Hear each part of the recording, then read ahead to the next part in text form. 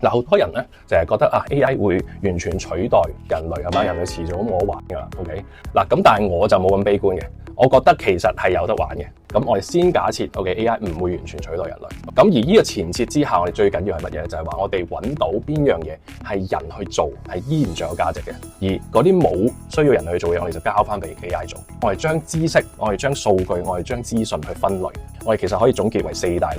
喺呢4大入邊，我哋見到一個金字塔。喺最底層嘅就係一啲冇處理過嘅原始數據，係咪？呢啲其實以 AI 以平時嘅 ChatGPT Gemini 去處理係最犀利嘅，係咪？佢可以食大量嘅 data， 然之後佢話俾你聽，其實呢啲 data 係咩意思啊？甚至可以將佢 visualize 整到好靚仔，係嘛？整合成一啲 information， 然之後話俾你聽，其實有啲咩嘅可用嘅知識可以去做嘢嘅，係嘛？咁但係問題嚟啦，佢俾咗咁多資訊你之後，究竟最尾 take action 嗰個人去決定、去判斷嗰樣嘢啱唔啱、應唔應該做嘅人係邊個咧？